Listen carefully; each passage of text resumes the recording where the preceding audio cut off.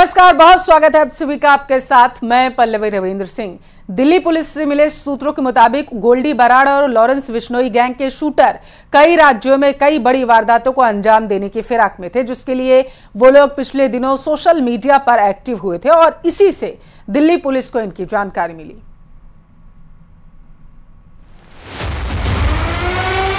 Goldy Brar Lawrence Bishnoi gang पर बड़ा action. Goldy Brar gang के 10 शार्प शूटरों पर शिकंजा। 7 राज्यों में दिल्ली पुलिस का ऑपरेशन।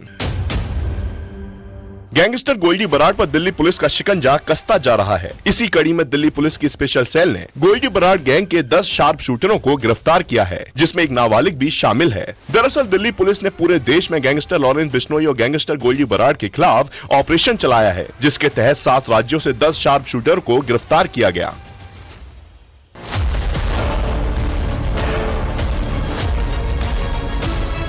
पूरे देश में चले ऑपरेशन के दौरान दिल्ली पुलिस की स्पेशल सेल ने 7 पिस्तौल और 31 कारतूस भी बरामद किए हैं। इसके अलावा पुलिस ने 11 मोबाइल फोन भी जब्त किए हैं। पुलिस के मुताबिक गोल्डी बराड़ से कुछ शूटर लगातार संपर्क में थे और वो देश में कुछ बड़ी कॉन्ट्रैक्ट किलिंग करवाना चाह रहे थे। सभी शूटर फेसबुक, इंस्टाग्राम, व्हाट्सएप और दूसरे सोशल मीडिया प्लेटफॉर्म के जरिए एक दूसरे के संपर्क में थे। कुछ शूटर गोल्डी बराड़ से वर्चुअल नंबर से बात कर रहे थे। दावा किया जा रहा है कि इन शूटरों की गिरफ्तारी से दिल्ली और कुछ दूसरे राज्यों में होने वाली कॉन्ट्रैक्ट किलिंग को पुलिस ने समय रहते रोक दिया। दिल्ली, उत्तर प्रदेश, मध्य प्रदेश से हुई गिरफ्तारी। बिहार, पंजाब और हरियाणा में भी गैंगस्टरों पर एक्शन। राजस्थान से बदमाशों को पकड़ा गया। पुलिस के मुताबिक आरोपी धर्मेंद्र उर्फ कार्तिक को दिल्ली के हजरत निजामुद्दीन रेलवे स्टेशन के पास से गिरफ्तार किया गया, जबकि आरोपी मंजीत को हरियाणा से गिरफ्तार किया गया। पंजाब के रहने वाले आरोपी गुरपाल सिंह को गिरफ्तार करके उसके पास से पिस्तौल और आधा दर्जन कारतूस जब्त किए गए। इसी तरह से आरोपी अभय सोनी उर्फ कार्तिक उर्फ कबीर, सचिन कुमार उर्फ राहुल, आरोपी संतोष उर्फ सुल्तान बाबा, संतोष कुमार और एक नाबालिग को पकड़ा। बताया जा रहा है कि आरोपी मंजीत सिंह उर्फ गुरी ने नवंबर 2023 में गोल्डी बराड़ के कहने पर आरोपी गुरपाल के साथ पंजाब के जीरकपुर में एक प्रॉपर्टी डीलर की हत्या करने की कोशिश की थी, क्योंकि प्रॉपर्टी डीलर ने गोल्डी बराड़ और लॉरेंस बिश्नोई गैंग को रंगदारी देने से मना कर दिया था। मंजीत और गुरपाल को पुलिस ने मुठभेड़ के बाद पकड़ लिया था, तो वहीं आरोपी सचिन लॉरेंस बिश्नोई गैंग के बदमाशों को हथियार सप्लाई करता था। आरोपी संतोष उर्फ सुल्तान बाबा मध्य प्रदेश के उज्जैन के खूंखार गैंगस्टर दुर्लभ कश्यप का करीबी था। मंजीत लॉरेंस बिश्नोई गैंग से प्रेरित था और गैंग के सदस्यों को हथियार सप्लाई कर रहा था। फिलहाल पुलिस ने गैंगस्टर के गुर्गों को गिरफ्तार करके आगे की जांच शुरू कर दी है।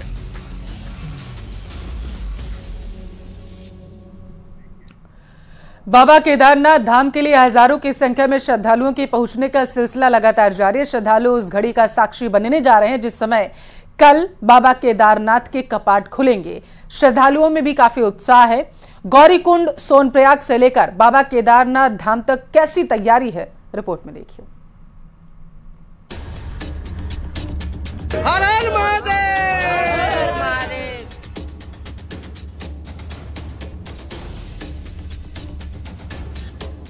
बाबा केदारनाथ की महिमा अपरंपार है और यही वजह है कि केदार के कपाट खुलने का इंतजार भक्त बड़ी बेसब्री से कर रहे हैं।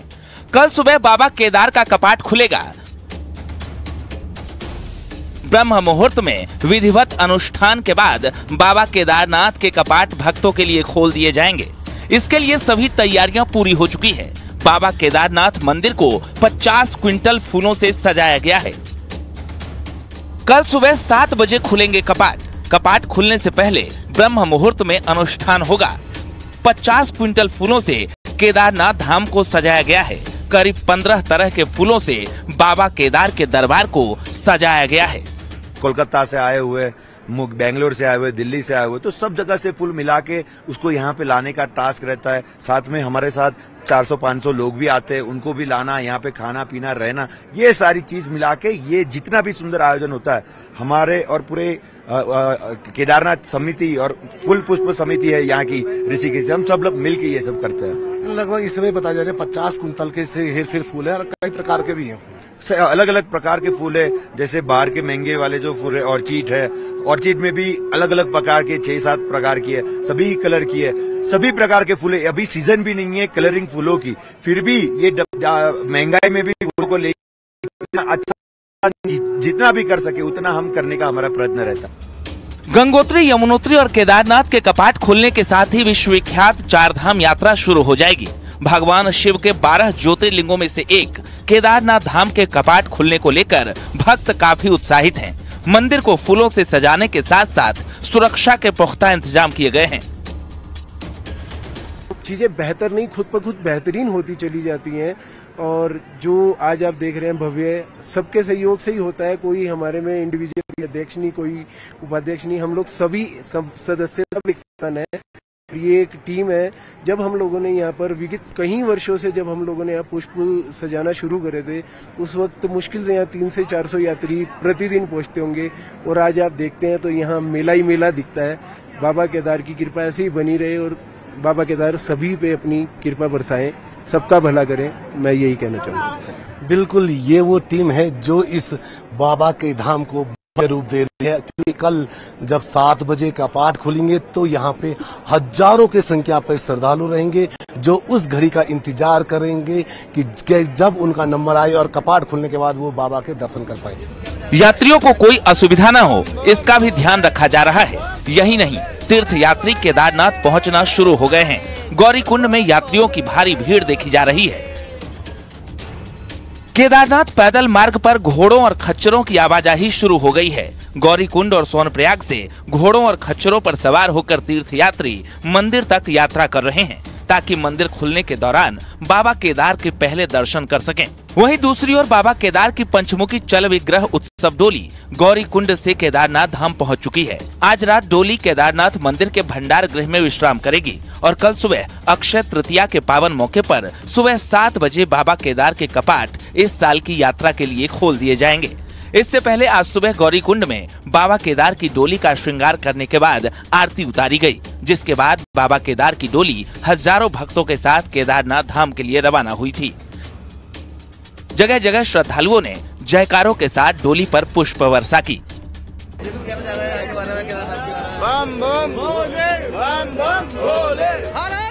इस वक्त केदारनाथ धाम में उत्सव जैसा माहौल है। हिमालय पर बसे बाबा केदार के दर्शन के लिए भक्त पहुंचने शुरू हो गए हैं। अब बस इंतजार है सुबह 7 बजे का, जब बाबा केदार के कपाट खुलेंगे और बाबा केदार साक्षात भक्तों को दर्शन देंगे। केदारनाथ धाम से सत्येंद्र बर्तवाल, न्यूज़ 18।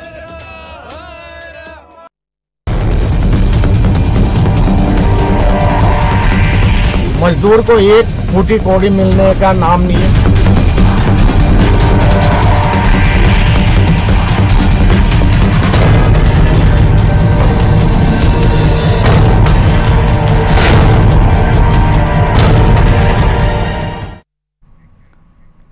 एशिया की नामी गिरामी सीमेंट फैक्ट्री एक बार फिर से करोड़ों के घोटाले को लेकर सुर्खियों में है। इस बार भ्रष्टाचारियों ने षड्यंत्र का ऐसा जाल बिछाया कि मजदूरों को भुगतान करने के नाम पर खुद करोड़ों रुपए डकार रहे हैं। लेकिन सबसे पहले नजर डालेंगे सवाई माधोपुर की बंद पड़ी सीमेंट कंपनी के इतिहास और कंपनी में हो रहे भ्रष्टाचार पर।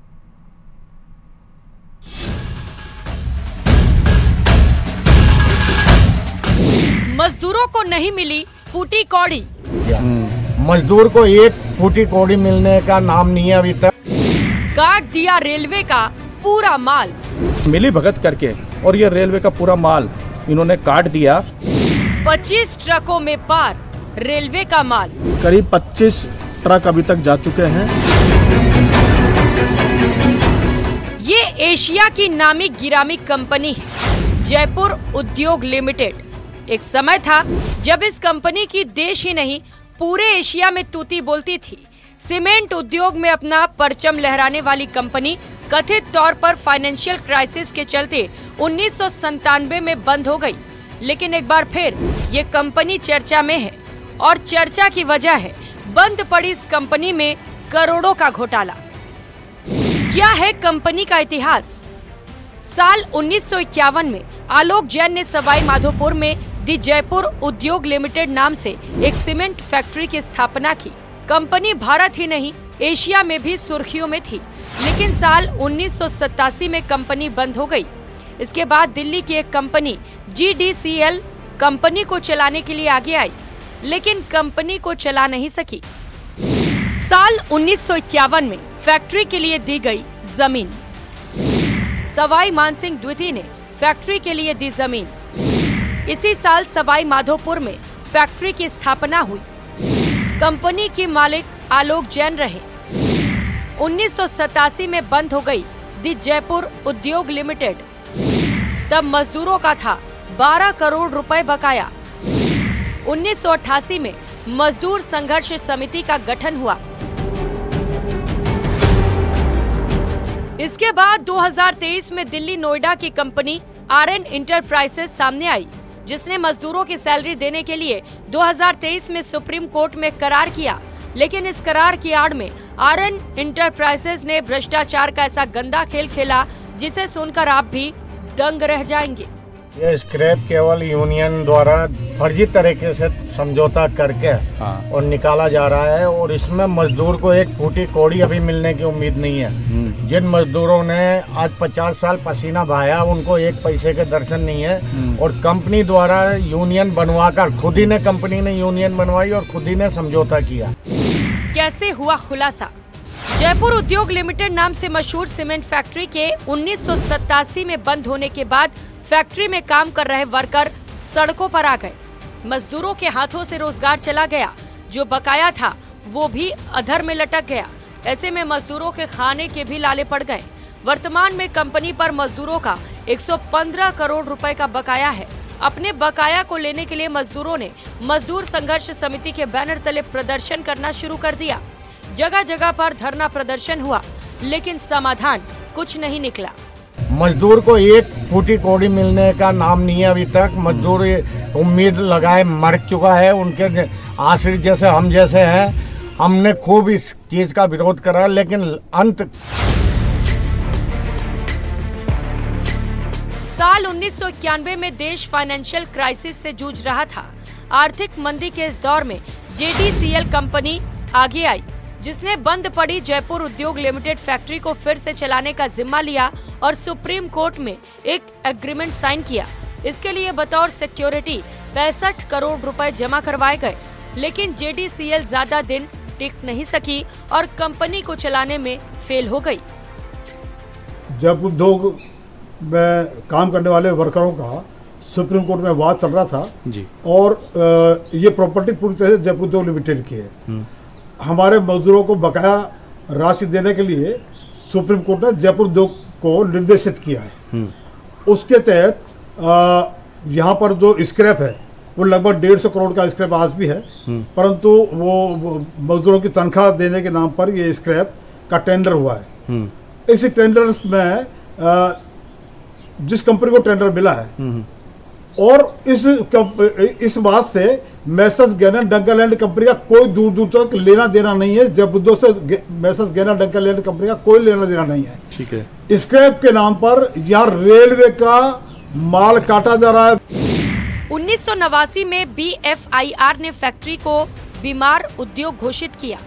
1991 में GDCL ने उठाया सीमेंट फैक्ट्री को चलाने का जिम्मा। 1995 में मामला सुप्रीम कोर्ट पहुंच गया। 2006 में GDCL ने फिर सुप्रीम कोर्ट में करार किया। कंपनी चलाने में GDCL असफल हुई। 2023 में RN इंटरप्राइजेज ने सुप्रीम कोर्ट में करार किया। पैसा अदा करने के लिए RN इंटरप्राइजेज ने करार किया। स्क्रैप बेचकर मजदूरों का बकाया देने की जिम्मेदारी ली। वर्तमान में 3,535 मजदूरों का 115 करोड़ रुपए बकाया।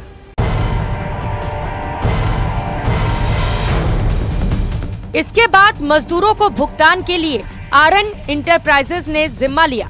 कंपनी ने मजदूरों के भुगतान का बीड़ा उठाया और कंपनी के स्क्रैप को बेचने का काम शुरू कर दिया। लेकिन कंपनी सिर्फ कंपनी के स्क्रैप को बेचने तक ही नहीं रुकी।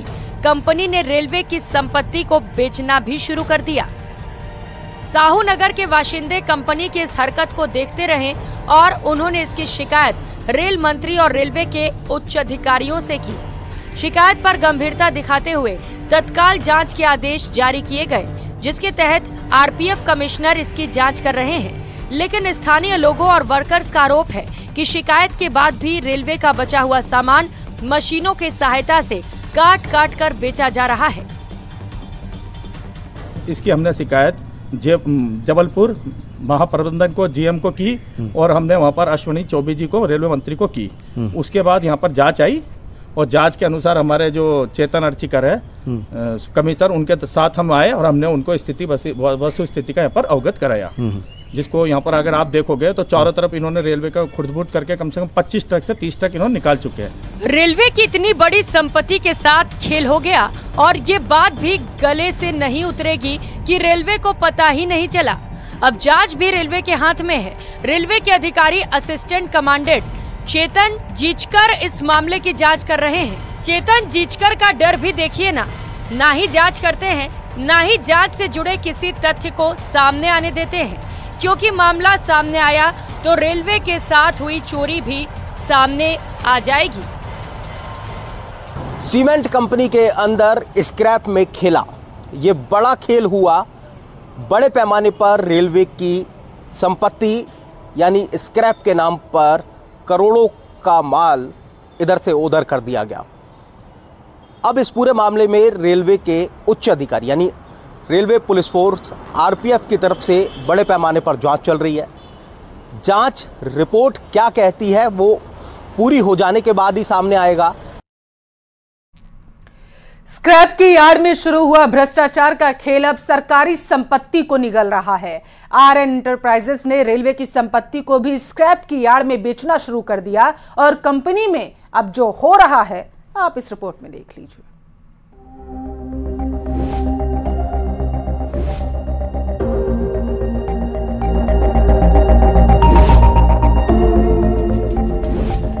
सीमेंट फैक्ट्री बंद, घोटाला चालू।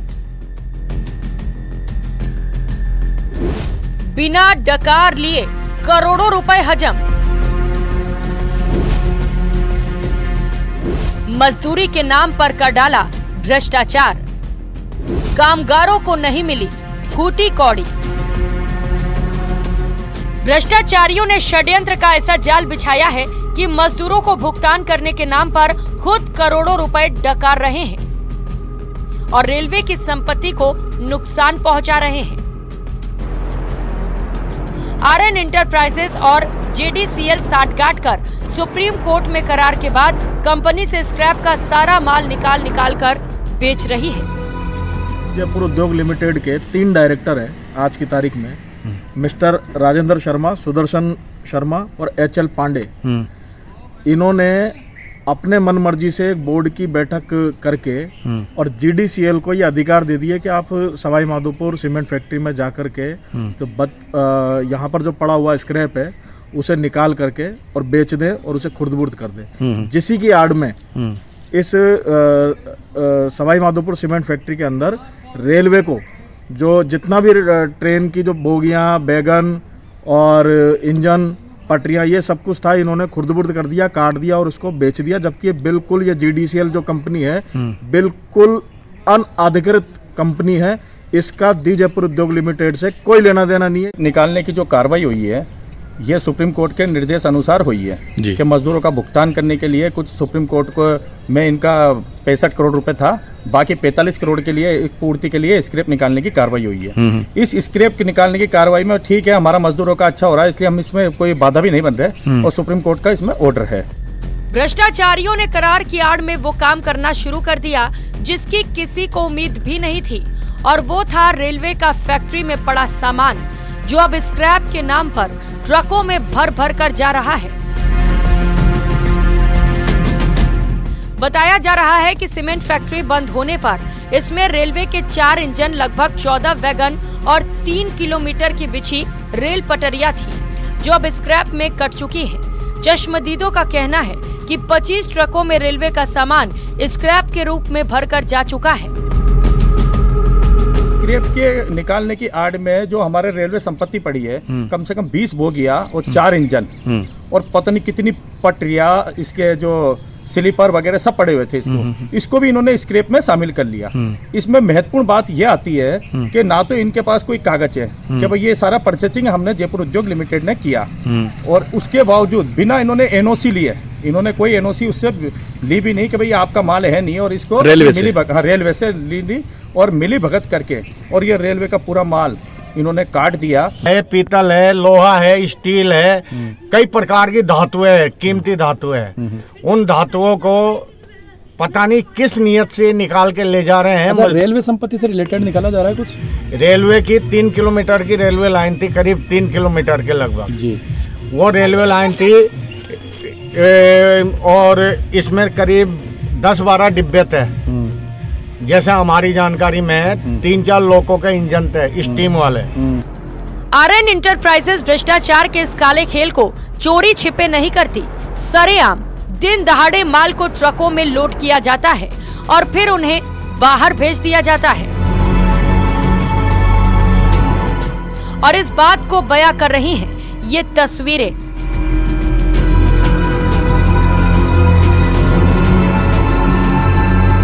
तस्वीरों में आप देख सकते हैं रेल के पहिए, ट्रकों में लोड होता सामान, खुले मैदान में कटे पड़े वैगन, रेल पटरियां और भी बहुत कुछ।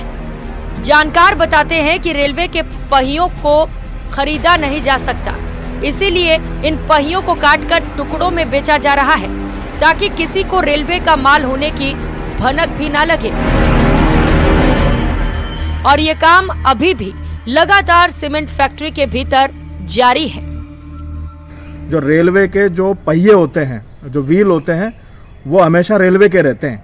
ये हमने जानकारी की थी। रेलवे के पहिए, एक्सल और बेरिंग कभी नहीं बिकता है, और हमने उन्हें प्रत्यक्ष में दिखाया है कि उनके पहिए, एक्सल और बेरिंग को काट करके बेच भी दिया गया है और कई छोटे छोटे टुकड़ों में काट दिया है, जिसका स्क्रैप आज भी वहां पर पड़ा हुआ है। हमने जो शिकायत करी थी उसमें हमने आधार बनाया था कि जो रेलवे की जो वैगन है वो 2 वैगन इस सीमेंट फैक्ट्री परिसर के बाहर रह गई थी, जिसे करीब 2012 के अंदर स्क्रैप किया गया था और वो रेलवे के द्वारा स्क्रैप किया गया था। तो हमने आधार बनाते हुए बात की थी कि अगर वो 2 वैगन रेलवे की है तो अंदर खड़ी हुई बाकी की वैगन जो उसी के साथ में अटैच होकर के आई थी, वो वैगन सीमेंट फैक्ट्री की कैसे हो सकती है। और हमने यहाँ पर बड़े बुजुर्गों से भी खूब पड़ताल करी है। सभी लोगों ने हमें जानकारी ये दी कि जितना भी ये माल है, जितना भी स्क्रैप है, ये सब कुछ रेलवे का है, जिसे ये अनऑथराइज्ड तरीके से यहाँ से काट करके ले जा चुके हैं। रेलवे की इतनी बड़ी संपत्ति के साथ खेल हो गया और ये बात भी गले से नहीं उतरेगी कि रेलवे को पता ही नहीं चला। अब जांच भी रेलवे के हाथ में है। रेलवे के अधिकारी असिस्टेंट कमांडेंट चेतन जीचकर इस मामले की जांच कर रहे हैं। और चलिए इसी के साथ फिलहाल के लिए इस बुलेटिन में बस इतना ही। रुकते हैं एक छोटे से ब्रेक के लिए। आप देखते रहिए न्यूज़ 18।